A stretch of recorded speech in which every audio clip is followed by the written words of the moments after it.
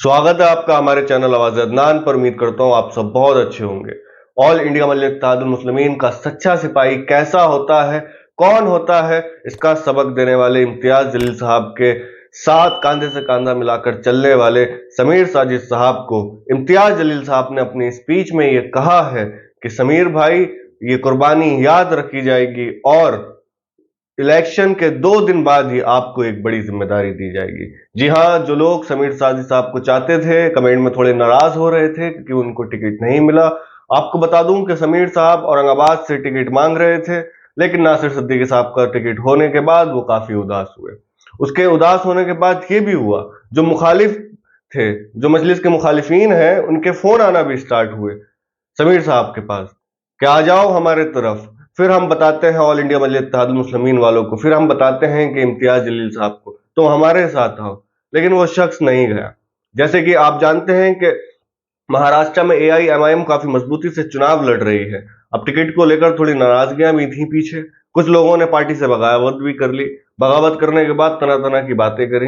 मैं उनसे ये पूछना चाहता हूं, 10 साल बाद आपने पार्टी से बगावत कर ली और करने के बाद जो आप असद ओवैसी साहब पर ये इल्जाम लगाते हैं कि वो बी टीम है, मजलिस उनके लिए काम करती, मजलिस उनके लिए काम करती है, इनके लिए काम करती है। 10 साल से जब आप पार्टी में थे तब आपको नहीं मालूम था कि ऑल इंडिया मजलिस इत्तेहादुल मुस्लिमीन किसकी बी टीम है, असद साहब किसके लिए काम करते हैं, इम्तियाज जलील साहब कौन है, कैसे है, कैसी आदत है। 10 साल से आपको मालूम नहीं था क्योंकि आपको 10 साल से दोनों बार टिकट दिया गया। अब किसी और को मौका मिलना चाहिए, लेकिन आप नहीं माने, आपने पार्टी से बगावत कर ली। लेकिन ऑल इंडिया मजलिस इत्तेहादुल मुस्लिमीन का जो ये सच्चा सिपाही है समीर साजिद साहब, वाकई में कुर्बानी याद रखी जाएगी इन नौजवान की, क्योंकि इन्होंने गली गली मोहल्ले मोहल्ले में ऑल इंडिया मजलिस इत्तेहादुल मुस्लिमीन को मजबूत करा है। इम्तियाज जलील साहब की मैं आपको स्पीच सुनाऊंगा, स्पीच सुनना। अकबरुद्दीन ओवैसी साहब ने आप लोगों से, नौजवानों खासकर आप लोगों से इत्तेहाद की गुजारिश करी है। मैं अक्सर ही कहता हूं कि अगर आप एक हो जाओ तो आप सबसे बड़ी ताकत बन जाओगे। हमारी सबसे बड़ी ताकत हमारा एक होना। ये सुनहरा मौका है। जी हाँ, हिंदुस्तान की राजनीति की तारीख में, महाराष्ट्र की राजनीति की तारीख में सुनहरा मौका है। अगर आपने ऑल इंडिया मजलिस इत्तेहादुल मुस्लिमीन को कामयाब कर दिया तो यकीनन आपकी क़यादत मजबूत हो जाएगी और इसका पैगाम पूरे हिंदुस्तान के अंदर जाएगा। इम्तियाज जलील साहब ने क्या कुछ कहा वो मैं आपको सुनाता हूं। कम क्यों खड़े करा? 288 सीटें हैं महाराष्ट्र के अंदर। असद साहब ने ऐलान किया, हुक्म दिया कि सिर्फ हम 16 सीटों के ऊपर इलेक्शन लड़ेंगे। यहां पर भी मैं सलाम करता हूं ऐसे नौजवानों का जो अपने कायद के फैसले के ऊपर लब्बैक कहते हैं, और ऐसा ही सलाम मैं करता हूं मेरे छोटे भाई समीर साजिद का, जिसने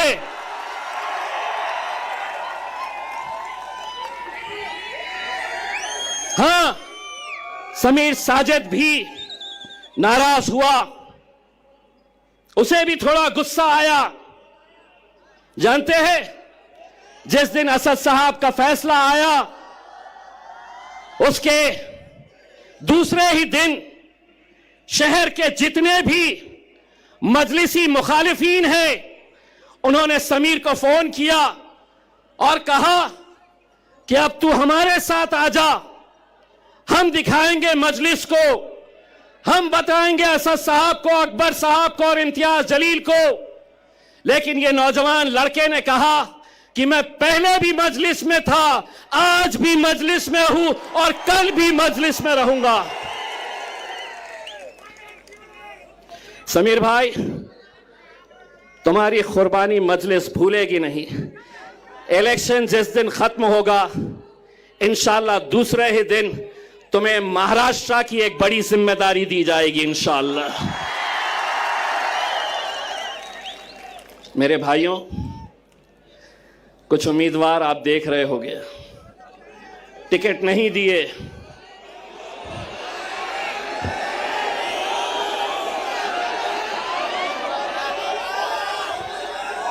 टिकट तो हमने इसे भी नहीं दिए, टिकट तो हमने कई लोगों को नहीं दिए। लेकिन क्या इसका मतलब यह है कि तुम इतने बड़े हो गए हो, कि तुम अब मेरे कायद बैरिस्टर असदुद्दीन अवैसी और अकबरुद्दीन अवैसी के खिलाफ तुम महफिलें सजा रहे हो।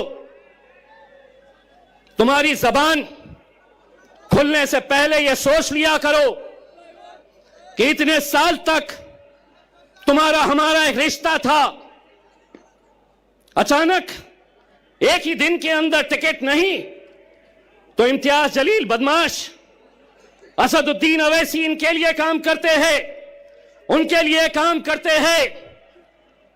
इंशाअल्लाह औरंगाबाद की ये आवाम बताएगी, जो मजलिस के खिलाफ जाएगा अपनी जमानत भी बचा कर लेकर आ गया तो बहुत बड़ी बात समझ लेना।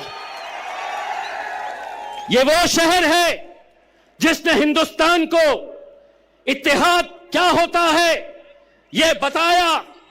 हिंदुस्तान के बाहर भी लोग औरंगाबाद की एक पहचान इत्तेहाद के नाम से जानते हैं मेरे भाइयों। तो आपने इम्तियाज जलील साहब को तो सुन ही लिया होगा। अब अपनी राय मुझे कमेंट में करके बताएं। जो लोग नाराज हो रहे थे समीर सादी साहब के चाहने वाले, तो देखें इम्तियाज जलील साहब ने कह दिया, मजलिस किसी को लाचार नहीं छोड़ती, अगर मजबूती से हाथ थाम लिया तो थाम ही लिया, फिर साथ चलना पड़ता है। अब 200 से ज्यादा आवेदन आए थे टिकट के लिए, इलेक्शन लड़ने के लिए मजलिस से, लेकिन 16 सीटों पर चुनाव लड़ रही है। अब क्यों लड़ रही है इसकी वजह मैं आपको अगली वीडियो में बताऊंगा। अगर आपने चैनल सब्सक्राइब नहीं करा हो तो चैनल को जरूर सब्सक्राइब करें, वीडियो को जरूर लाइक करें।